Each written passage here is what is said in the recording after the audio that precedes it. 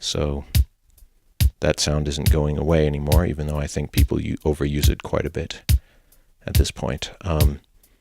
What else to say about these two machines? So then these effects, 1, 2, 1, 1, 1, 1, 1, 1, 1, 1.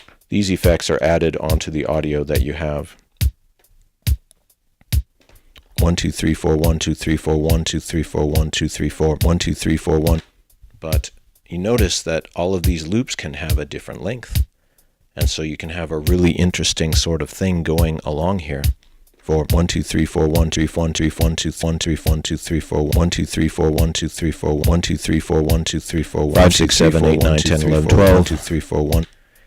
And then 1, 2, 3, 4, 1. 5, 6, 7, 8, 1, 2, 3, 4, 5, 6, 7, 8, 1, 2, 3, 4, 5, 6, 7, 8, 1, 2, 10, 11, 1, 2, 3, 4, 1, 2, 3, 4, 5, 6, 7, 8, 9, 10, 11, 1. Notice that I overdubbed. I can overdub as many times as I want. Overdub 7, 8, 9, 10. I can overdub as many times as I want. 5, 6, 7, 8, 9, 10. I can overdub as many times as I want. Overdubbing. So that is just recording a second pass of the audio over the first one. And so you can build up complicated vocal harmonies while doing this, and that is cool. Sing along with yourself, harmonize. You can be a one-person Daft Punk or Boys to Men or something like that. One of these groups where everyone sings in harmony, except you just sing by yourself and build up the loops. What else to say?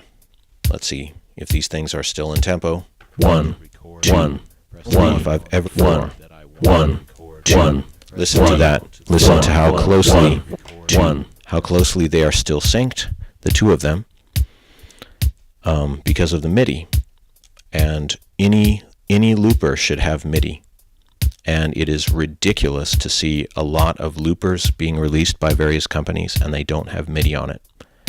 Forget that. If it doesn't have MIDI, it's probably, I don't know, it's not for serious loopers. And I know I will get flack for saying that, even though I guess if you were dealing with no electronic instruments whatsoever, you might not need the idea of tempo sync, so then it wouldn't matter. But I would still say that it could matter, because suppose you want to connect two loopers to loop your acoustic stuff, you wouldn't be able to get tempo sync between them because no MIDI, you know? So all machines should still have MIDI. It's been the standard for, what is it? Is it 40 years now? So all of these devices, it's not going anywhere. It works well. It's good. It's good to have USB, but USB does not replace a standard MIDI connector, in my opinion. Rant over there. Let's see, what else can I say about these machines? Change to a different beat. Oops. Wait. Still going.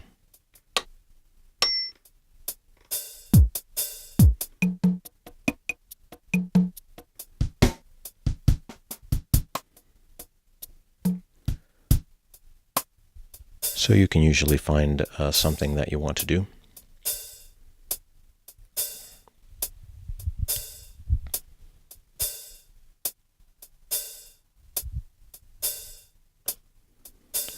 One last example.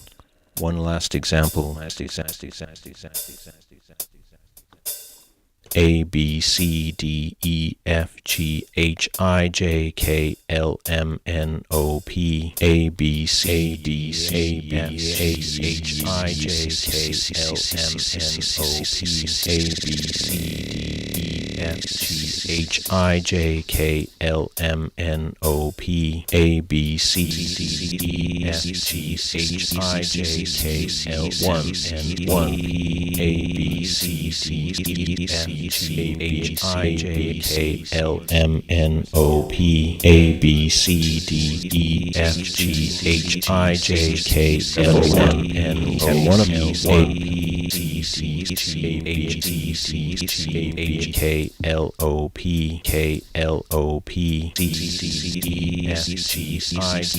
mixing up the alphabet.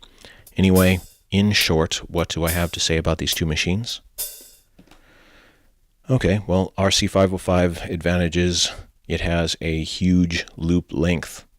It will run for a very long time. If you want, you could record, hypothetically, an entire song just using this as your thing.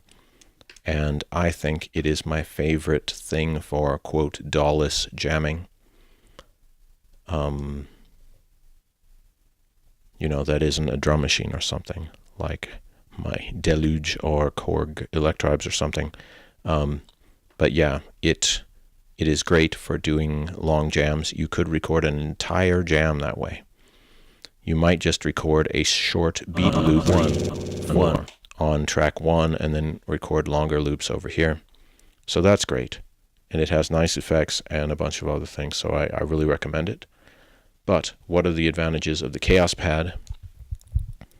The Kaoss pad has the ability to resample and bounce the tracks. So that is cool.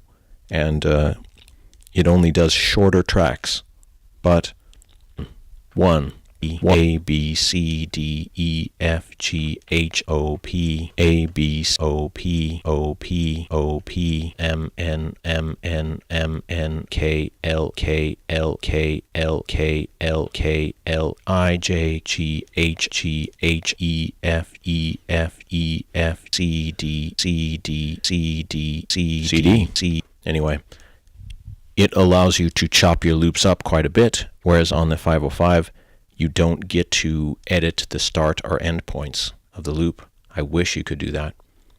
So, you know, if part of your performance is good and part is bad, you're kind of stuck with the bad part and hope that people won't notice. You can't trim those loops down. I wish you could do that. Here, let's see, saving. Oh yeah, so Kaoss Pad 3 saves to a smart media card.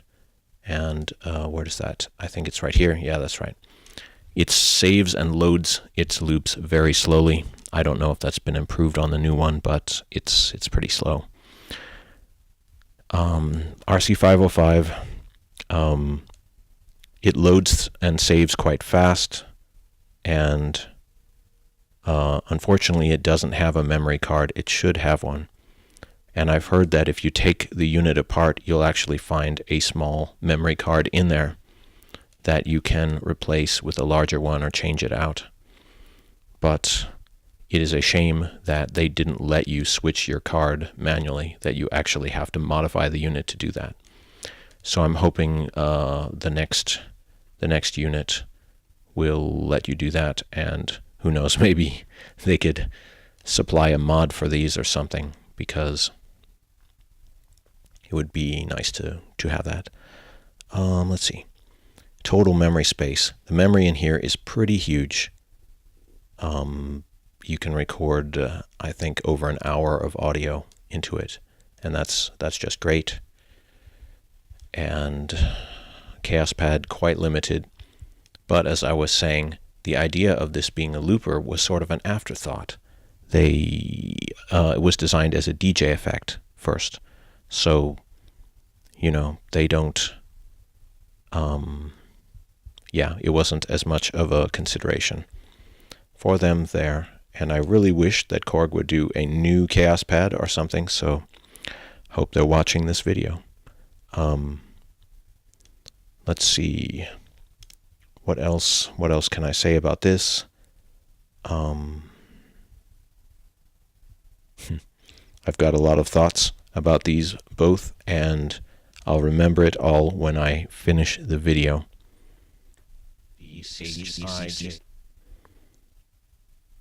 Let's see. If you think this 505 is too large, the 202 is smaller, but it doesn't have the screen on it.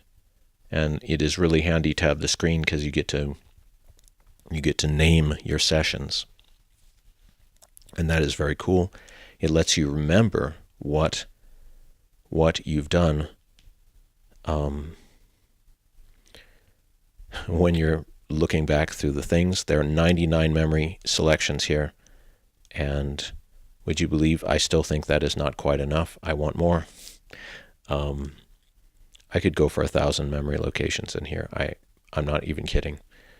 It's easy to come up with a lot of stuff, and then you just want to save it away. You don't want to delete it, but you're kind of out of space before you know it.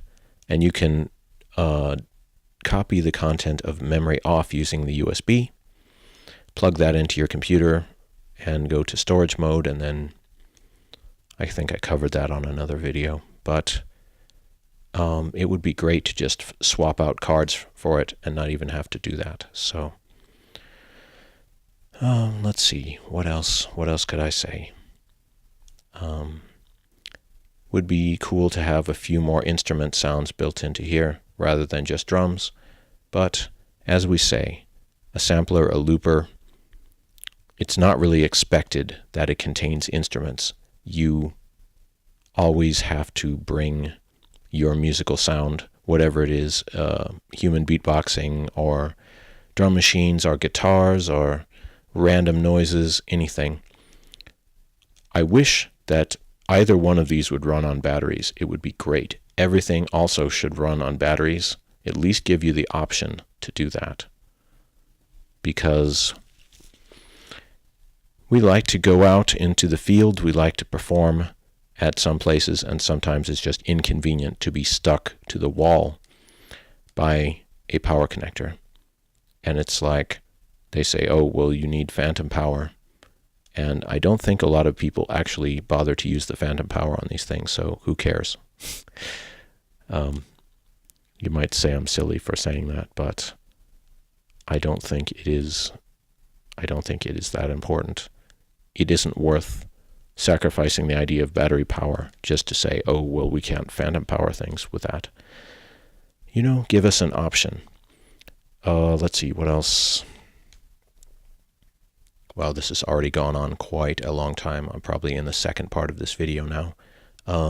Let's see. Yes, it would be cool if there were more. It would be cool if there were more different kind of audio. It would be cool if there are more different kind of audio effects that you could add to your voice. TC Helicon is a pretty good example of a voice effects company, but you will also notice that Roland has a good selection of voice effects. So I don't know, it would be great to just have the power of the VT3 or something built right in to the RC506 or whatever is coming next. I could go for a lot more loops here because 5 seems like plenty, but if you really get into advanced looping, you're going to want more than that. And maybe just an A-B button or something to give you another layer of 5 more loops or something like that. That would be great. Let's see. What else can I say about these two things? I want to get back to just recording some actual music with these and not explaining RC, even though I love to explain things. And yes, I'm a human. I'm not a robot. And I'm not from the Matrix. Everyone always posts that on my videos. No, not from the Matrix. Not from the Matrix. I'm not from inside the Matrix or anything like that. Just, I know how to speak English properly, which seems to be a vanishing skill right now, but it is what it is. Anyway.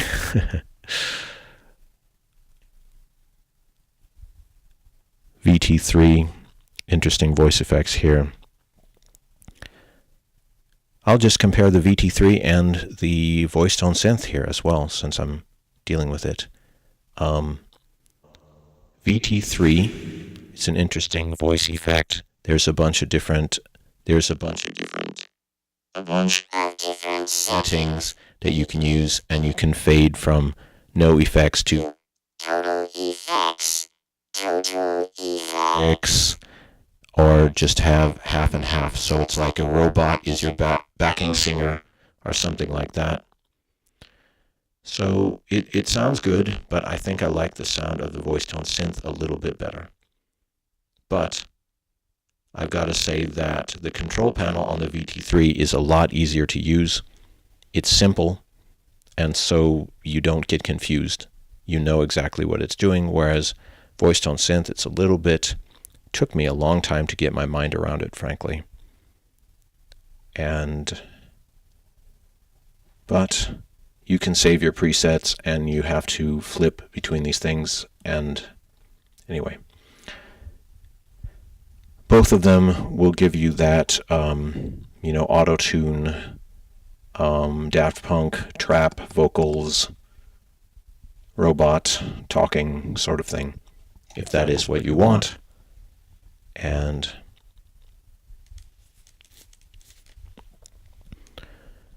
testing 1, 2, 3. I guess we are done.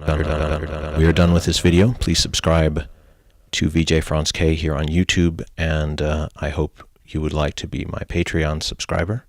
That would really help, and if I get some more Patreon subscribers, I'll be able to get the Electro Harmonics looper as well, and then we can have a three-way comparison, because that's kind of interesting just to see the different features.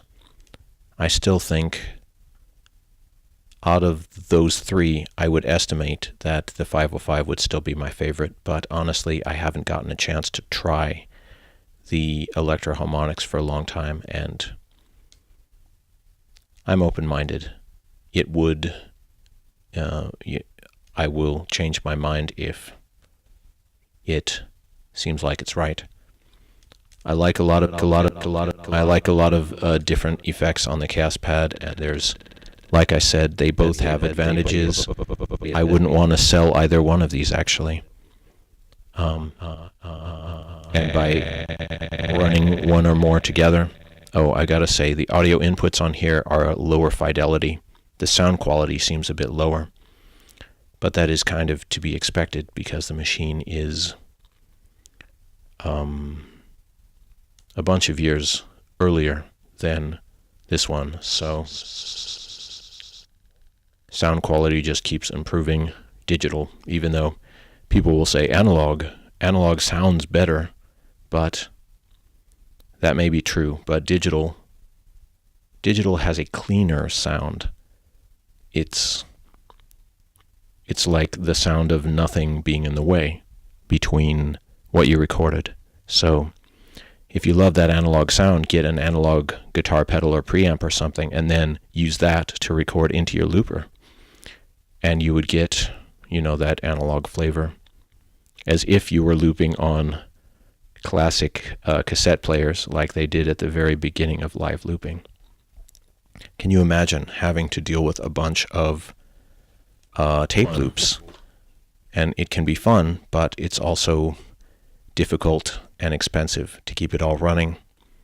And we are so lucky to have all of these looping possibilities available. So don't waste this possibility of this wonderful time that we are alive. Don't take it for granted. Use it. Use them